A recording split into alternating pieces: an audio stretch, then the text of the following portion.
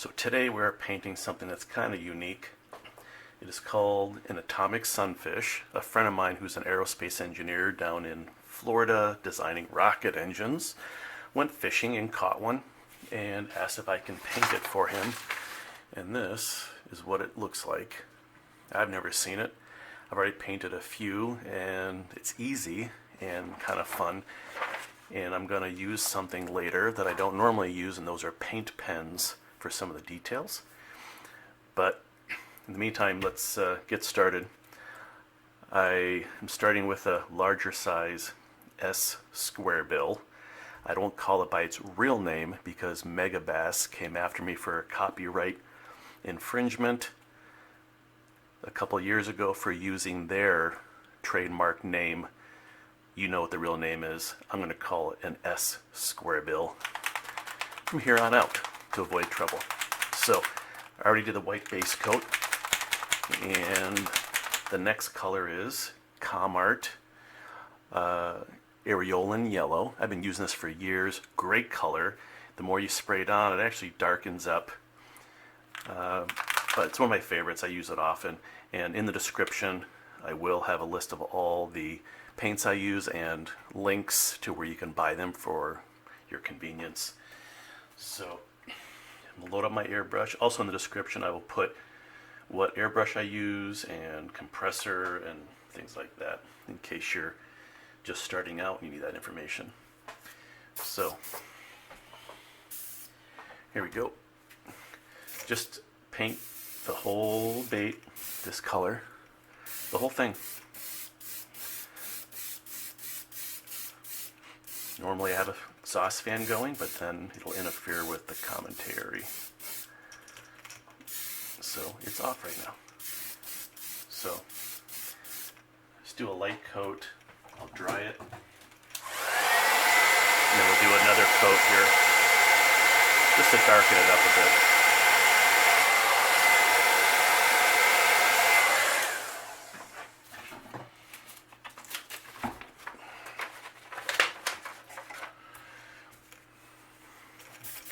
Coat. And keep it a little lighter on the belly area because that is how it's portrayed in the picture. So I'll go a little darker on the sides, but keep the belly a little on the lighter side.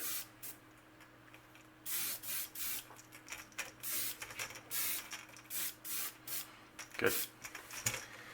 There we are. Okay, I'm going to heat set that and we'll go on to our next color. Alright, the next color is Comart Red Oxide. And the old name used to be Indian Red, and they changed it. And I really like the Comart paints because they're thin enough to be ready to shoot right away.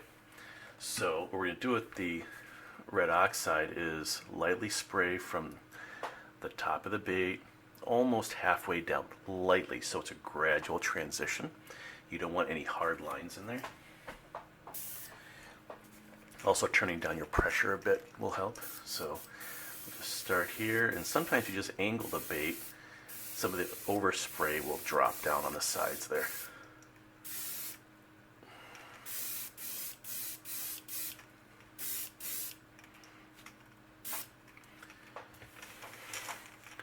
It really doesn't take much. I'm going to go a little bit more, I think, here. There you go. And let's get the hair dryer on that and go on to the next color. Okay, one thing I almost forgot, and I forget a lot, I don't know why. Also with that red oxide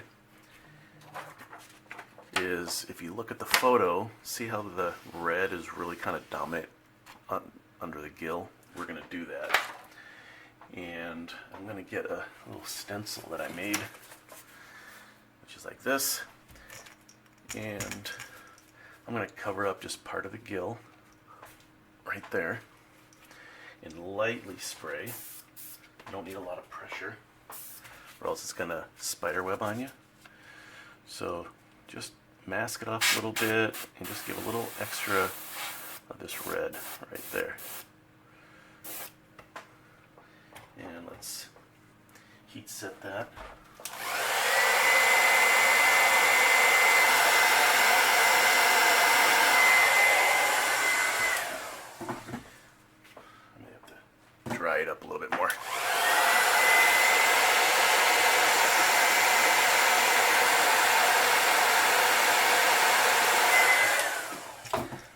may even bring some of that red up on the gill a little bit too.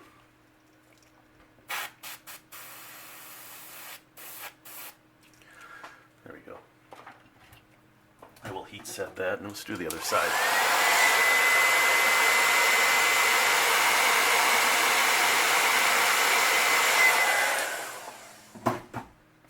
I may even go a little bit under the gill here too. I can freehand that a little bit. If you're comfortable enough with the brush, do it. It's a tight spot anyways.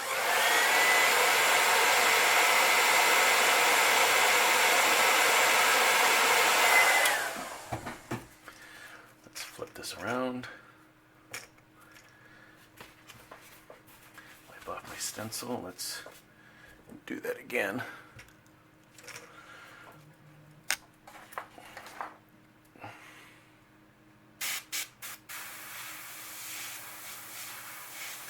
Just a little bit.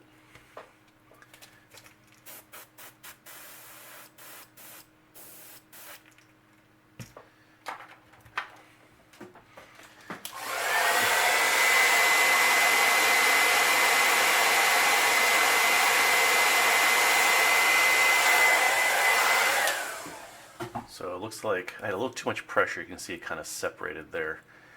And also because of that little ridge from the gill detail. So I'm going to turn my pressure down even more. So when people ask me, hey, what pressure are you shooting at? That's a very tough question to answer because it varies from the application that you're doing. So you have to experiment with your pressure.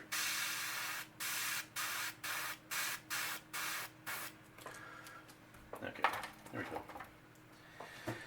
So sometimes I really don't work with pressure numbers. If something seems like I'm using too much pressure, I'll just dial it down a bit.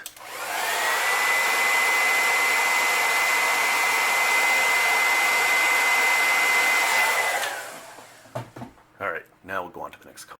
Okay, next we're gonna get to one of my favorite colors. And it's not so much a base color as it is a color that enhances other colors, and that's Sepia. I pronounced it wrong and I've caught a lot of heat from people on YouTube, and if it's still wrong, I apologize, but this is what I use. This one's from Golden, and if you buy Golden brand paints, make sure it says high flow. That means it's for an airbrush. But there's a lot of brands. I believe Wicked by Createx sells Sepia, and I find the Wicked to be really good, and this one is really good. And it really kind of brings your bait to life. Gives a little bit of, I guess, naturalism to the bait. So we're just going to highlight the top of the bait here, and it's going to darken that red oxide nicely. All right.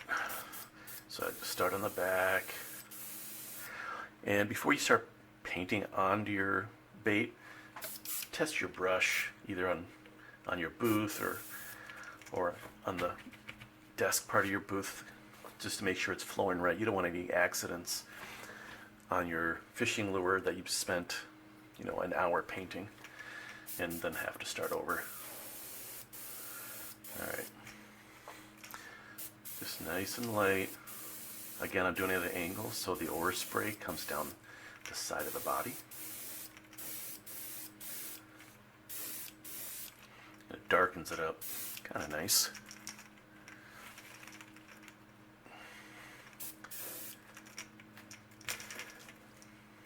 Maybe a little bit more on the back here.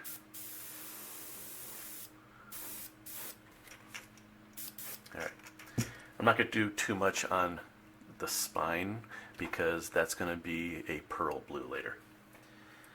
All right, let's heat set that and get on to the next color. Again, I'm telling you, this is so easy and it looks great when you're done. Okay, let's go back to our reference photo here. Oops. And now we're going to do the black stripes. And I'm going to go way back to when I first started painting. I was using these combs for stripes. That's what a lot of us were using to make stripes. before people were selling stencils and things like that. But I just think this is going to be the best tool to make these stripes. But if you notice on the tail here, there's like a little dot. We got to do that. And there's a bunch of stencils out there that look like crappie stencils, and I got this from Airtools. I think it was on eBay. It's expensive because it comes from Canada, I think. It's like $25, and there's 3 different stencils. But there's other options. So I am going to find a spot on here that would be good to use for that dot on the back. I'm going to tape off part of this stencil. And because I have to outline that dot later with silver, I'm going to find more of a round spot here. I think I found one.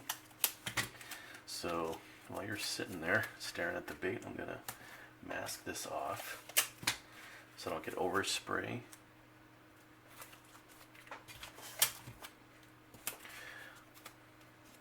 Okay, so there's my dot. It's kind of big, but I'm going to go, maybe I'll mask off a little bit more of that spot. It's kind of big, so let's mask that off a little bit more. There we go. It's a little better. Alright, low pressure because you're doing a small area. And let's get that dot on there, right on the tail. Right on the tail. I'm using Wicked Black.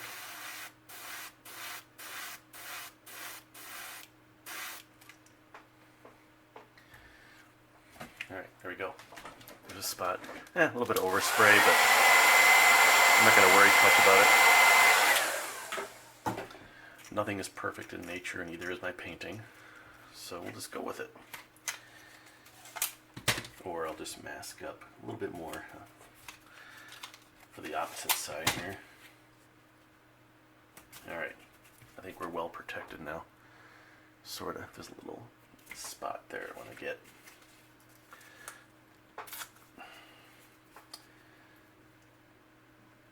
Alright. Alright. Let's get the stencil in there on the tail section.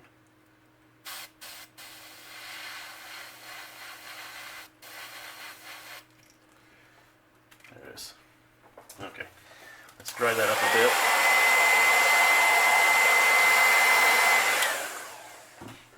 And then we're going to use the comb.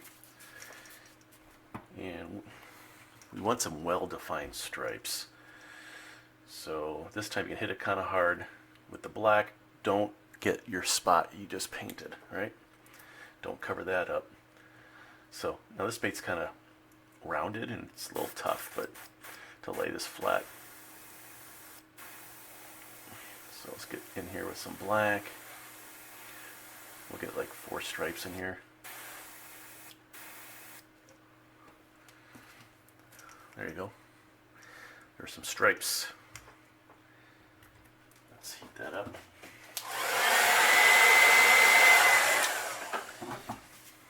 If you don't have one of these combs, just go to Target, hang out in the ladies' beauty department for an hour or 2 until you find one. And that's where they're at, and they're cheap. Alright, let's do it again here. Remember, don't cover up that black spot.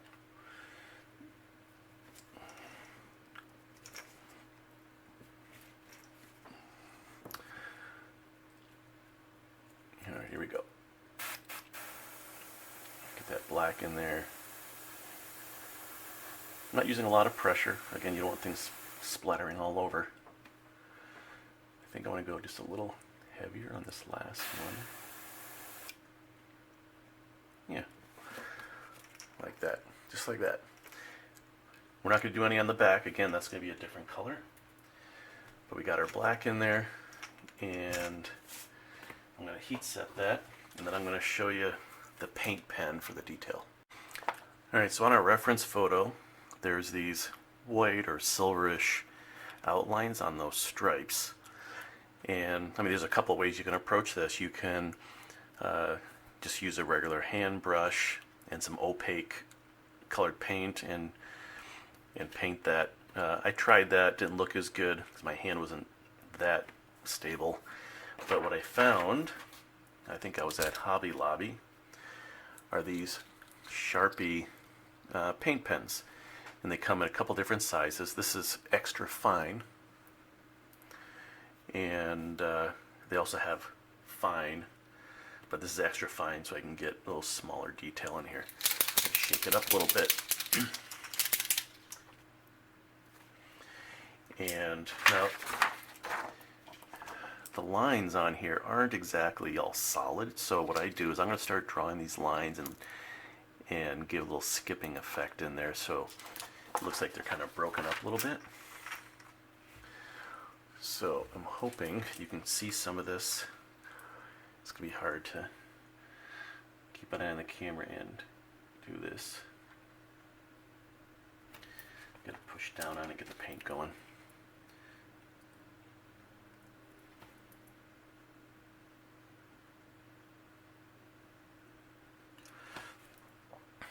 Alright, so there's a little outline there. It's easy. I think it's a little easier than using a brush, but whatever works for you. And now I'm going to start working on the stripes. Again, I like to start from the top, and I kind of I gotta get the paint going again.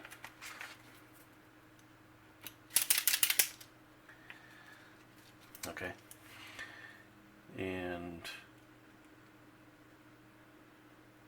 just go down the sides here, skipping a few, kind of like that.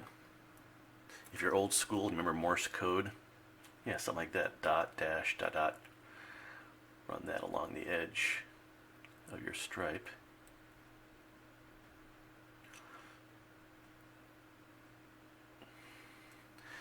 There you go. You can see that. So it's not a perfect line, it's kind of broken up, because that is what my reference photo says. Sometimes I do baits off the top of my head from memory or my imagination. Sometimes I use reference photos, but a friend of mine caught this fish and I dug up this photo and thought I'd paint it for him.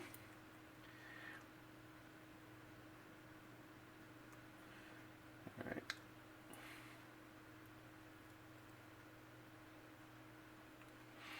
But I think I have a lot more control with this pen than I would with a paintbrush itself. I wouldn't even attempt to make this with an airbrush. That would be a problem.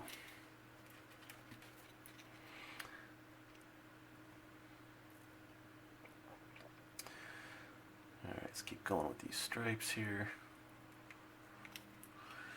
A little thicker on top here. There we go. I'm going to dry that up, and then we'll do the other side.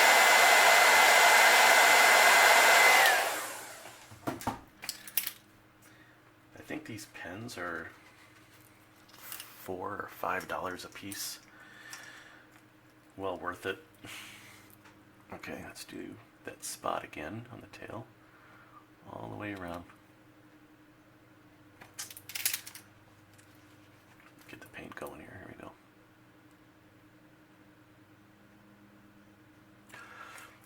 Okay. Now we do the edge of the stripes again. Broken lines. Broken lines. Happy little lines if you're a Bob Ross fan.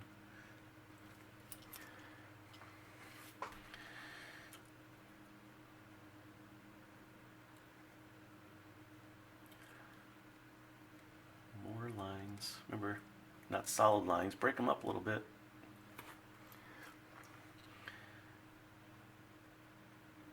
I don't know why when I started painting this bait, this was kind of my favorite part.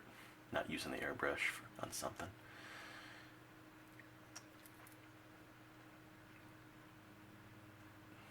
Alright.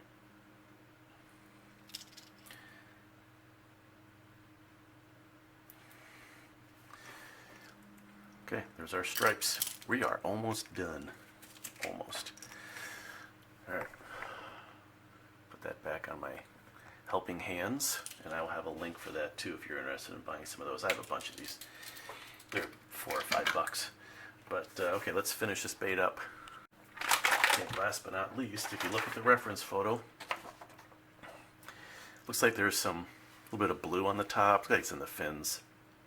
There's some underneath, but I'm not going to do the blue there.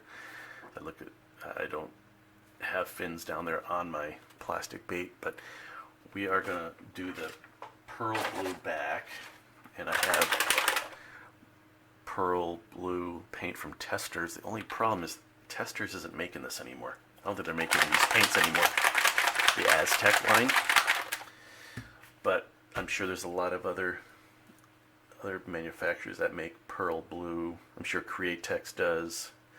There may be some under the Wicked line for Createx, so not the end of the world if you don't have Testers. So shake it up good.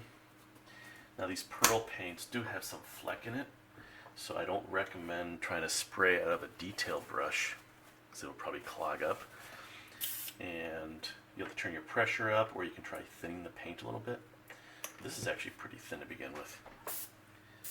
So, alright, I'm going to test my spray. That looks good. Alright, let's just go right down the back. This time, try to keep it localized right here on the spine so you don't cover up your stripes too bad.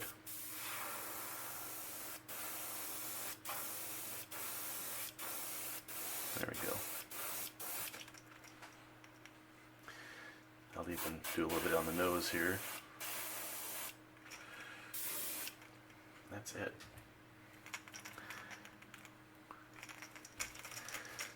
Pretty simple. Kind of like it. And we're going to add eyes, and then we will clear coat, and I'm going to show you how I do that. Let's find some eyes.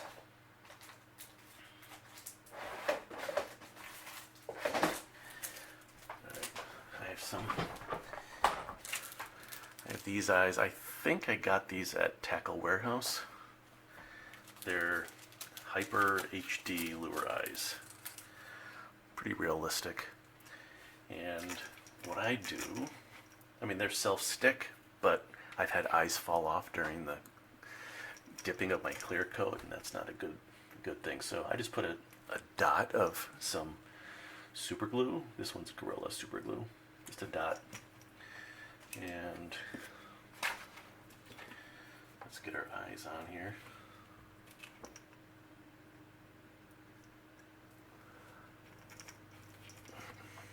That's a good looking eye for this bait. Flip it around. A little more super glue.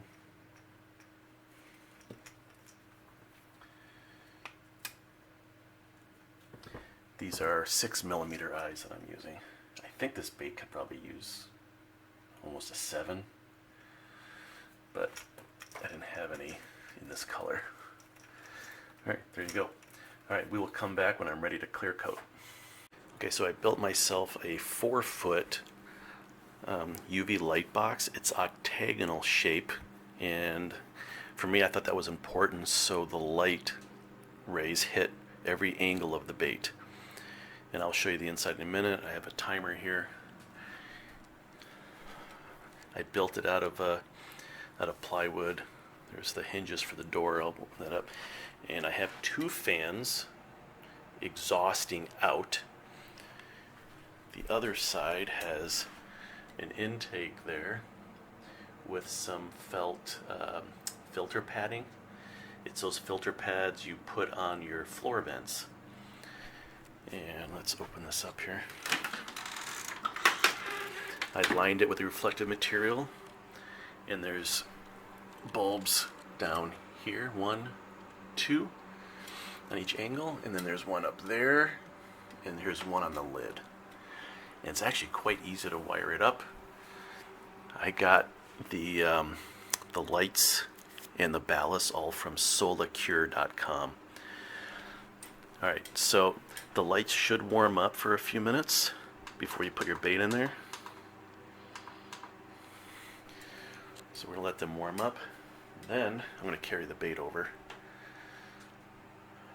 and let it sit in the lights for about 45 minutes. Okay, here we go. And as soon as this hits the lights, it starts hardening instantly. There it is. And we will close it up. And I'll show you the finished product.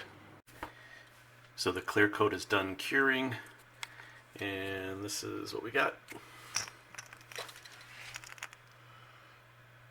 Looks pretty good. Very easy color pattern. So give it a try. Thank you for joining me, and we will see you again soon.